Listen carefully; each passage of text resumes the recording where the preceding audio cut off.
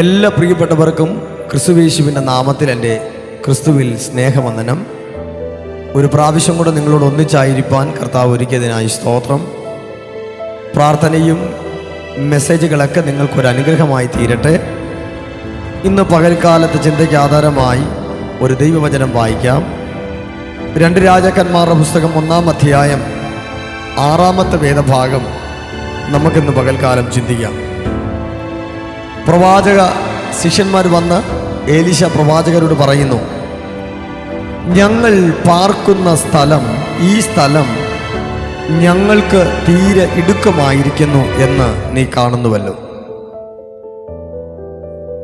ഇന്ന് പകലിൽ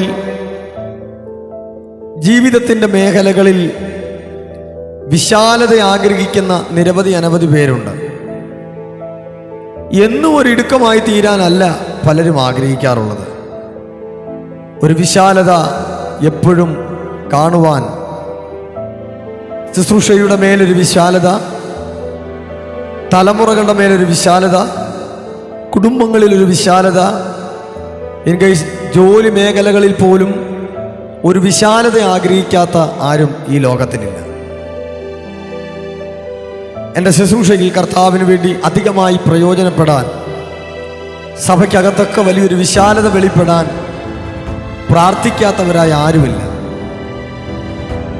ഇത് പ്രവാചക ശിഷ്യന്മാരാണ്, പ്രവാചകന്റെ ശിഷ്യന്മാരാണ്. അവർ പറയുന്നു, അവർ ഇരിക്കുന്ന സ്ഥലം ഒരു ഇടുക്കമുള്ളതാണ്, ഇതിനകത്ത് അവർക്കൊരു വിശാലത വേണം. അതിനവർ പോംവഴി കണ്ടെത്തിയത് യോർദാനോളം ചെന്ന് അവിടെ നിന്ന് ഓരോരുത്തൻ ഓരോ മരം കൊണ്ടുവന്നിട്ട്, യോർദാനിൽ ചെന്നിട്ട് ഓരോരുത്തൻ ഓരോ മരം കൊണ്ടുവന്നിട്ട് ഞങ്ങൾക്ക് പാർക്കേണ്ടതിന് സ്ഥലം ഉണ്ടാക്കണം എന്നുള്ളതായ ഒരു ചോദ്യം ഏലീശ പ്രവാചകനോട് അവർ ചോദിക്കുവാൻ തുടങ്ങി. പ്രവാചകൻ പറഞ്ഞു, പോകുവിൻ, നിങ്ങൾ പോയിക്കോളിൻ എന്ന് പറഞ്ഞു. നിങ്ങൾ പോയി യോർദാനിൽ ചെന്ന് നിങ്ങളുടെ വിശാലതയ്ക്ക് വേണ്ടി നിങ്ങൾ മരം കൊണ്ടുവരാൻ പറഞ്ഞു. അപ്പോൾ ഒരുത്തൻ ഓടിച്ചെന്നിട്ട് പറയുക, പ്രവാചകനെ, ദയവ് ചെയ്ത് ഞങ്ങളോട് കൂടെ അങ്ങും കൂടെ പോരണം. എലീശ പ്രവാചകൻ ഏലിയാവിൽ നിന്നും ഇരട്ടി ശക്തി പ്രാപിച്ചൊരു അഭിഷക്തനാണ്. സ്തോത്രം. ഇന്ന് പകലിൽ എന്നെ കേൾക്കുന്ന പ്രിയപ്പെട്ടവരോട് ഞാൻ ആത്മാവിൽ ഇങ്ങനെ കൈമാറി പറയാം. നിങ്ങളുടെ ശുശ്രൂഷ മേഖലകളിലും, നിങ്ങളുടെ ജോലി മേഖലയാകാം, നിങ്ങളുടെ വിദ്യാഭ്യാസ മേഖലകളാകാം, ഇത് പലരെന്നെ കേൾക്കുന്നത് കൊണ്ടാണ് ഞാൻ ഇങ്ങനെ നിങ്ങളോട് കൈമാറുന്നത്. നിങ്ങളുടെ ഏതൊക്കെ വിഷയങ്ങളാകാം, ജോലി മേഖലയാകാം, ശുശ്രൂഷ മേഖലകളാകാം, പഠനം ആകാം, ഇതിനകത്തൊക്കെ നിങ്ങളൊരു വിശാലത നിങ്ങൾ ആഗ്രഹിക്കുന്നുണ്ടെങ്കിൽ ഇന്ന് പകലിൽ നിങ്ങളോട് കൈമാറാൻ ഞാൻ ആഗ്രഹിക്കുന്നു. നിങ്ങൾക്കൊരു ജയമുണ്ടാകണമെങ്കിൽ കർത്താവായ യേശു ക്രിസ്തുവിൻ്റെ സാന്നിധ്യവും നിങ്ങളുടെ കൂടെ ഉണ്ടാകണം. ദൈവത്തിൻ്റെ സാന്നിധ്യം നമ്മളോട് കൂടെ ഇല്ല എങ്കിൽ നമ്മൾ പരാജിതരായി മാറും. നമുക്ക് ജയിക്കാൻ കഴിയുകയില്ല. എത്ര നമ്മൾ വിശാലപ്പെടാൻ ആഗ്രഹിച്ചാലും, ശുശ്രൂഷയ്ക്കകത്തായിരുന്നാലും, കർത്താവിൻ്റെ വേലയോടുള്ള ബന്ധത്തിലായിരുന്നാലും, ഒറ്റയ്ക്ക് നമുക്കൊന്നും ചെയ്യാൻ കഴിയുകയില്ല. കർത്താവിൻ്റെ സാന്നിധ്യം നമ്മുടെ കൂടെ ഉണ്ടെങ്കിൽ നിന്റെ ജീവിതത്തിനകത്തൊരു വിശാലത തരാൻ കഴിയുന്ന ഒരു നല്ല കർത്താവുണ്ട്. യേശുവിനെ നമ്മുടെ കൂടെ കൂട്ടണം.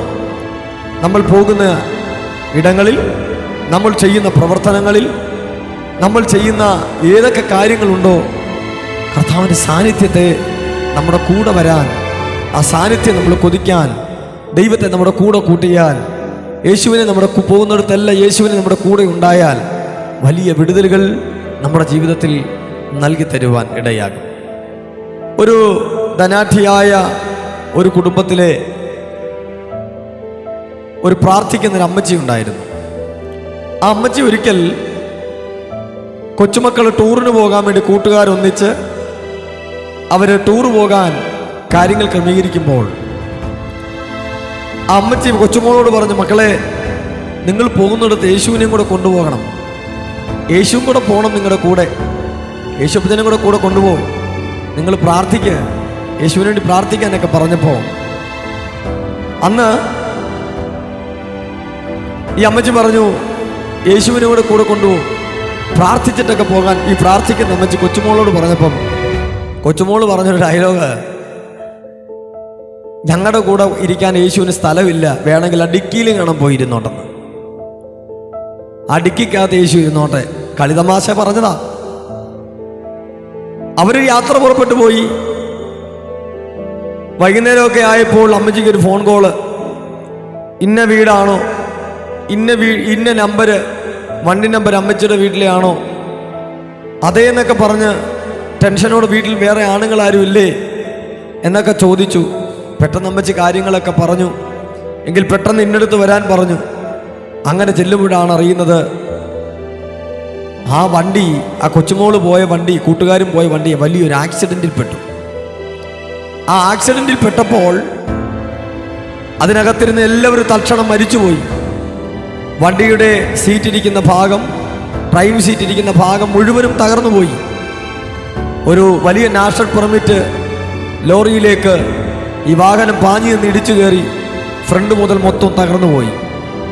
പക്ഷെ അത്ഭുതമെന്ന് പറയാം, ആ ഡിക്കി ഭാഗത്ത് ഒരു കംപ്ലൈന്റും ഇല്ല. ആ ഡിക്കിയുടെ ഭാഗത്ത് യാതൊരു വിഷയം പോലും ഇല്ല. ആ ഡിക്കി തുറക്കാൻ പറ്റും. തുറന്നു നോക്കിയപ്പോൾ ആ ഡിക്കിക്കകത്ത് മുട്ട ഇരിപ്പുണ്ട്. പാചകം ചെയ്യാനുള്ള പാചക സാധനങ്ങൾ മുഴുവനും ഉണ്ട്. അതിലൂടെ മുട്ട വരെ ഇരിപ്പുണ്ട്. ഒരു മുട്ട പോലും പൊട്ടിപ്പോകാതെ ആ ഡിക്കി സ്പേസ് മുഴുവനും ആമേൻ നല്ല സേഫ് ആയിട്ടിരിക്കുന്നത് കാണാൻ കഴിയും. ഞാൻ പറഞ്ഞതിൻ്റെ സാരം എന്താണ്? അവിടെ സേഫായിരിക്കാൻ കാരണം എന്താണ്? മറ്റൊന്നുമല്ല, ആ കൊച്ചുമോള് രാവിലെ പോകുമ്പോൾ അമ്മച്ചിയോട് പറഞ്ഞൊരു മറുപടിയുണ്ട്. എന്താ പറഞ്ഞത്? യേശു വേണമെങ്കിൽ ഡിക്കി പോയിരുന്നോട്ടെന്ന്. അതേ പ്രിയപ്പെട്ടവരെ, നിങ്ങളുടെ ജീവിതത്തിൽ യേശുവിനെ കൂടെ കൂട്ടിയാൽ, യേശുവിൻ്റെ സാന്നിധ്യം നിങ്ങളുടെ കൂടെ പോന്നാൽ, ഞാൻ ഇന്ന് പകൽ പറയാം, പരാജിതരായി തീരാൻ ദൈവം അനുവദിക്കുന്ന ദൈവമല്ല. നിങ്ങൾ പരാജയപ്പെട്ടു എന്ന് ചിന്തിച്ചിരിക്കുന്നിടത്ത് നിന്ന് നിങ്ങളുടെ ജീവിതത്തിൽ ജയം തരാൻ യേശുവിന് കഴിയും. ഇവിടെ പ്രവാചക ശിഷ്യന്മാർ യോർദാൻ്റെ അതിരിനോളം കടന്നു ചെന്ന് മരം മുറിക്കുമ്പോൾ വായ്പ വാങ്ങിയ കോടാലി ഊരി വെള്ളത്തിൽ പോകുന്നു.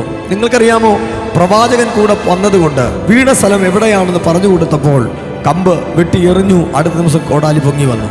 അടുത്ത നിമിഷം തന്നെ അവൻ ആ കോടാലി വീണ സ്ഥലം എവിടെയാണെന്ന് പ്രവാചകൻ ചോദിക്കുമ്പോൾ വ്യക്തമായി അവർ പറഞ്ഞു കൊടുക്കുന്നു, ഇന്ന സ്ഥലത്ത് വീണു. ആ സ്ഥലത്തേക്ക് കമ്പ് വെട്ടി എറിഞ്ഞപ്പോൾ നഷ്ടപ്പെട്ടു പോയ കോടാലി പൊങ്ങി വന്നു. അതെ, ജീവിതത്തിൻ്റെ മേഖലകളിൽ ഒരു വിശാലത ആഗ്രഹിച്ച് ഇറങ്ങിപ്പുറപ്പെട്ടു. പക്ഷേ നഷ്ടങ്ങൾ ജീവിതത്തിൽ സംഭവിച്ചിട്ട് ഇന്ന് നഷ്ടങ്ങളുടെ വേദനയിൽ ഭാരപ്പെടുന്നവർ കേൾക്കുന്നവരുണ്ടെങ്കിൽ നിങ്ങളോട് ഞാൻ ആത്മാവിൽ പറയാം, യേശുവിനെ മുറുകെ വിളിക്കൂ, യേശുവിൻ്റെ സന്നിധി പ്രാർത്ഥിക്കൂ, യേശുവിനോട് കരയാൻ തയ്യാറാകട്ടെ, പ്രാർത്ഥിക്കാൻ തയ്യാറാകട്ടെ. നഷ്ടപ്പെട്ടത് മടക്കിത്തരാൻ പോകുന്നു.